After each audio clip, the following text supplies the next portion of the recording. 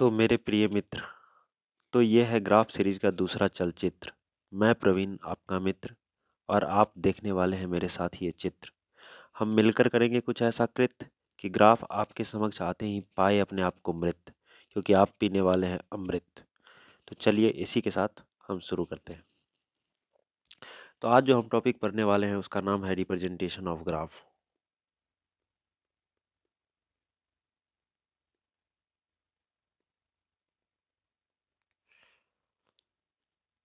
कहने का मतलब आप ग्राफ को कैसे रिप्रेजेंट कर सकते हैं। आम तौर पर जब आप कहते हैं कि मैं इस ग्राफ को रिप्रेजेंट करना चाहता हूँ, तो आप मुख्य रूप से यही बोल रहे होते हैं कि मैं आपको कुछ ऐसा बनाकर दे सकता हूँ जिसकी मदद से आप ये जान सकते हैं कि आप किसी वर्टेक्स से कहाँ कहाँ जा सकते हैं उस ग्राफ में। अर्थात आप अगर किसी वर्टेक्स पे खड़े हैं तो उस वर्टेक्स से आप कहाँ कहाँ जा सकते हैं। जो चीज़ मैं आपको बनाकर देने वाला हूँ उसकी मदद से अगर ये चीज़ आप आसानी से जान सकते हैं तो आप कह सकते हैं कि मैंने ग्राफ को रिप्रेजेंट कर लिया है। तो अब ग्राफ बनाते हैं एक एग्जाम्पल के लिए।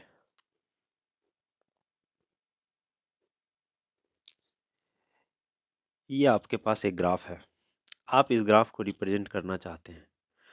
तो कुल मिला के आप कुछ ऐसा बनाना चाहते हैं जिसकी मदद से आप ये आसानी से जान पाएँ कि इस ग्राफ में किसी भी वर्टेक्स से आप कहाँ कहाँ जा सकते हैं। अर्थात अगर आप 2 पे खड़े हैं इस ग्राफ में, तो आप उस जो चीज़ आप बनाएंगे उसकी मदद से आप ये आसानी से जान सकते हैं कि आप 2 से कहाँ कहाँ जा सकते हैं। अगर इस तस्वीर को देखें तो आप इस तस्वीर को देख के आप आसानी से बता सकते हैं कि 2 से आप 1 पे भी जा सकते हैं और 3 पे भी जा सकते हैं। लेकिन प्रोग्रामिंग में हमारे पास तस्वीर नहीं होता है, हम प्रोग्राम में डेटा से देखते हैं। तो अगर आपको ये रिप्रेजेंट करना है तो आप क्या कीजिएगा। सबसे आसान तरीका ये है कि आपके पास 4 वर्टेक्स है, तो आप 4 बर्तन ले लीजिए। बाय डिफ़ॉल्ट प्रोग्रामिंग में बर्तन तो होता नहीं है, तो यहाँ पर होता है कंटेनर। जैसे सी प्लस प्लस में कुछ कंटेनर है जिसका नाम मैं बताता हूँ आपको। वेक्टर एक कंटेनर है, एरे एक कंटेनर है, इसी तरह से कुछ कंटेनर है सी प्लस प्लस में। तो आपको अगर कोई भी डेटा रखना है तो आप इस कंटेनर में ही स्टोर करके रखते हैं। तो मैं कहता हूँ आपके पास अगर 4 वर्टेक्स है तो आप 4 कंटेनर चुन लीजिए। मैंने 4 कंटेनर ले लिया, 1 2 3 4। इस कंटेनर का नाम मैं C1 रख देता हूँ, इसका C2, इसका मैं C3, इसका C4। अब मैं पहले कंटेनर में उस वर्टेक्स को डालूंगा जहाँ पर मैं वर्टेक्स नंबर 1 से जा सकता हूँ। तो आप देख सकते हैं कि आप 1 से 2 पे भी जा सकते हैं और 4 पे भी जा सकते हैं। तो मैं इस कंटेनर में 2 और 4 रखूँगा। इसी तरह से C2 कंटेनर में मैं उस वर्टेक्स को रखूँगा जहाँ पर मैं 2 से जा सकता हूँ। मैं 2 से 1 पे भी जा सकता हूँ, 3 पे भी जा सकता हूँ। तो मैं इसमें 1 और 3 रखूँगा। इसी तरह से मैं C3 कंटेनर में उस वर्टेक्स को रखूँगा जहाँ पर मैं 3 से जा सकता हूँ और मैं 3 से केवल 2 पे जा सकता हूँ। इसमें मैं 2 रखूँगा इसीलिए। इसी तरह से C4 में मैं रखूँगा मैं चौथे वर्टेक्स से जहाँ-जहाँ जा सकता हूँ। 4 से आप देख सकते हैं मैं केवल 1 पे जा सकता हूँ। तो आपने जो चीज़ बनाया है, ये जो 4 कंटेनर बनाए हैं, ये 4 कंटेनर आप अगर किसी को दे दें, तो वो इस ग्राफ में किसी भी वर्टेक्स से कहाँ-कहाँ जा सकता है, ये बात आसानी से पता लगा सकता है। अगर उसको ये जानना है कि वो पहले वर्टेक्स से कहाँ-कहाँ जा सकता है, तो वो साधारण रूप से कुछ नहीं करेगा, पहले कंटेनर में देखेगा क्या-क्या रखा हुआ है और वो समझ जाएगा कि यहाँ-यहाँ मैं जा सकता हूँ। तो आप एक तरीके से कह सकते हैं कि मैंने कुछ ऐसा बना लिया जिसकी लोगों की ज़रूरत थी। तो आप कह सकते हैं एक तरीके से कि मैंने ग्राफ को रिप्रेजेंट कर लिया है। लेकिन हमेशा से हम चीज़ों को अरेंज करके रखना चाहते हैं। कहने का मतलब अगर आपके पास आटा है और चावल है, तो ज़ाहिर-सी बात है आप उसको अलग-अलग डब्बे में रखना पसंद करेंगे, क्योंकि वो मिक्स ना हो जाए। जब आपको ज़रूरत पड़े तो ऐसा नहीं हो कि चावल में आटा मिक्स हो जाए। तो एक तरह की चीज़ों को आप एक तरह रखना चाहते हैं। इससे क्या होगा कि आपको ढूँढने में आसानी होगा। तो अगर ये कंटेनर भर रहे हैं तो आज नहीं तो कल तो हम इसको यूज़ करना चाहते हैं तभी तो भर रहे हैं, ये बना रहे हैं कि जब हमको यूज़ करना होगा तो हम इसमें खोजेंगे, ढूँढेंगे। तो इसको आपको अरेंज करना चाहते हैं इस कंटेनर को। तो कुछ नहीं, एक बड़े से कंटेनर में इस सारे कंटेनर को डाल दीजिए। तो ये सारा चीज़ एक जगह जो है एकत्रित हो जाएगा।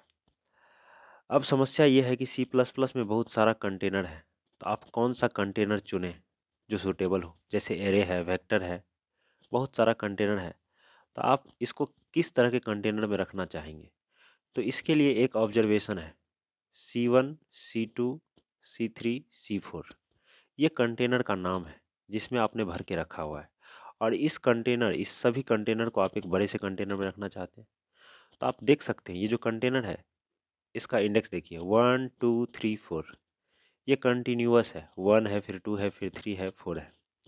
और बाय डिफ़ॉल्ट एरे जो होता है, एरे जो होता है उसमें भी इंडेक्स कंटिन्यूअस होता है। जैसे एरे में पहले 0 इंडेक्स होता है, फिर 1 इंडेक्स होता है, फिर 2 इंडेक्स होता है, फिर 3 इंडेक्स होता है, फिर 4 इंडेक्स होता है।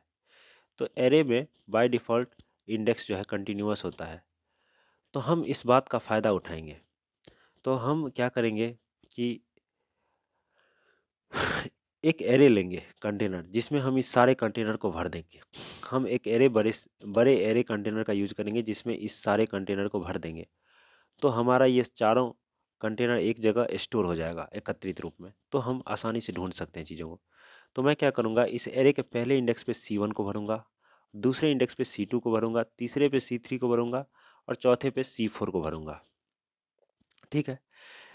एरे में एरे कंटेनर हम इसलिए चुने हैं क्योंकि इसमें ढूंढना बहुत आसान होगा। अगर किसी को जानना है कि पहले वर्टेक्स से वो कहाँ कहाँ जा सकता है तो कुछ नहीं करेगा, एरे के पहले इंडेक्स पे जो कंटेनर पड़ा हुआ है उस कंटेनर में देखेगा कि क्या क्या रखा हुआ है और वो समझ जाएगा कि वहाँ वहाँ वो जा सकता है। तो और ये काम ऑर्डर ऑफ वन में होता है। Order of one time complexity में ये काम होता है, सर्चिंग इन एरे।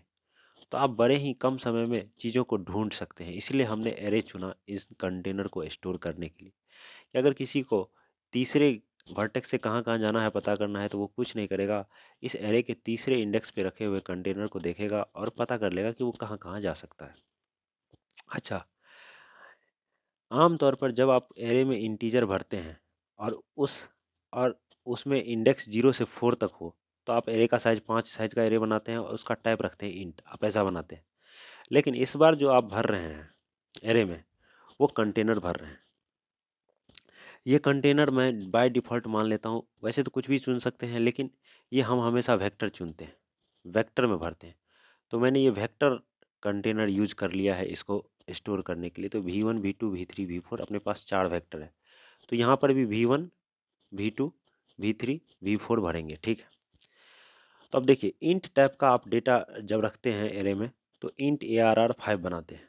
लेकिन इस बार जो आप रख रहे हैं वो वेक्टर रख रहे हैं हर एक इंडेक्स पे। तो आप वेक्टर टाइप का ना कंटेनर बनाइएगा, एरे बनाइएगा वेक्टर टाइप का। लेकिन वेक्टर का भी अपना अपना टाइप होता है कि वेक्टर कंटेनर में आप क्या रखे हैं ये भी तो डिपेंड करेगा।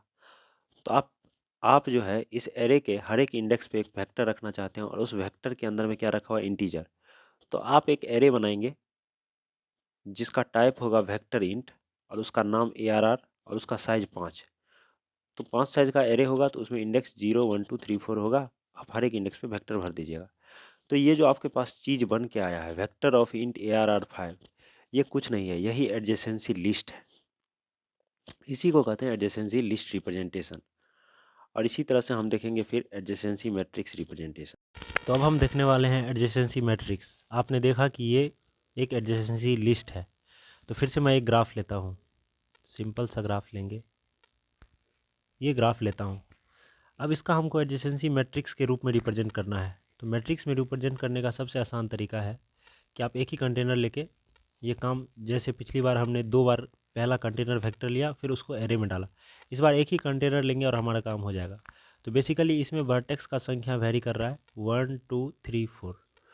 तो हम एक मैट्रिक्स लेंगे जिसमें इंडेक्स जिसका साइज होगा n+1 क्रॉस n+1, एक 2D मैट्रिक्स लेंगे। तो मैं एक 2D मैट्रिक्स ले रहा हूँ 1 2 3 4 5, 2D मैट्रिक्स ले रहा हूँ जिसमें 5 रो होंगे 1 2 3 4 5 और 5 कॉलम होंगे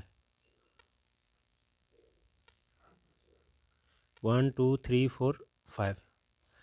तो ये मैंने एक 2D मैट्रिक्स बना लिया है जिसमें 5 रो है और 5 कॉलम है। तो ये रो नंबर 0 है, ये रो नंबर 1 है, ये रो नंबर 2 है, ये रो नंबर 3 है, ये रो नंबर 4 है। इसी तरह से ये C0 column 0 column 1 column 2 column 3 column 4, ठीक है। अब इस ग्राफ को आपको रिप्रेजेंट करना है एडजेसेंसी इस मैट्रिक्स में। तो आपको पता है कि आपको इस मैट्रिक्स को इस तरह से भरना है कि किसी को अगर ये जानना हो कि वो पहले वर्टेक्स से कहाँ कहाँ जा सकता है, दूसरे से कहाँ कहाँ जा सकता है, तीसरे से कहाँ कहाँ जा सकता है और चौथे से कहाँ कहाँ जा सकता है, तो वो इस मैट्रिक्स की मदद से आसानी से जान पाए। तो इसका एक सिंपल सा तरीका है, जैसे आप पहले वर्टेक्स से कहाँ कहाँ जा सकते हैं, दूसरे और तीसरे पे, तो पहले रो में जाइए और दूसरे कॉलम, पहले रो में जाइए और दूसरे इंडेक्स में, इंडेक्स नंबर 2 पे क्या कीजिए, 1 भर दीजिए। और आप पहला से फिर 3 पे भी तो जा सकते हैं, फिर इसी पहले रो में तीसरे इंडेक्स पे 1 भर दीजिए। तो आपने क्या किया कि पहले रो में गए आप और इंडेक्स नंबर 2 और इंडेक्स नंबर 3 को 1 कर दिया, क्योंकि आप जानते हैं कि पहला से आप 2 पे और 3 पे जा सकते हैं। तो किसी का अगर जानना होगा कि वो पहले वर्टेक्स से कहाँ कहाँ जा सकता है, तो वो सिंपल पहले रो में जाकर चेक करेगा कि किस किस इंडेक्स पे 1 भरा हुआ है और बाकी जगह पे 0 भर दीजिए। इसी तरह से दूसरे से कहाँ कहाँ जा सकते हैं आप, 4 पे जा सकते हैं और 1 पे, तो दूसरे रो में इंडेक्स 4 और इंडेक्स 1 पे 1 भर दीजिए और बाकी जगह 0 भर दीजिए। इसी तरह से 3 से आप कहाँ जा सकते हैं, 1 पे जा सकते हैं, तो इंडेक्स 1 पे तीसरे रो में 1 भर दीजिए और बाकी जगह 0 भर दीजिए। इसी तरह से चौथे वर्टेक्स से आप कहाँ जा सकते हैं, 2 पे जा सकते हैं, तो दूसरे इंडेक्स पे 1 भर दीजिए और बाकी जगह 0 भर दीजिए और फिर जो भी जगह बचता है उसको 0 भर दीजिए। तो इस मैट्रिक्स को देख करके कोई भी ये जान सकता है कि किस वर्टेक्स से वो कहाँ कहाँ जा सकता है। तो इसी को कहते हैं एडजेसेंसी मैट्रिक्स रिप्रेजेंटेशन। तो आप एक तरह से कह सकते हैं कि हमने जो है मैट्रिक्स को रिप्रेजेंट कर लिया है।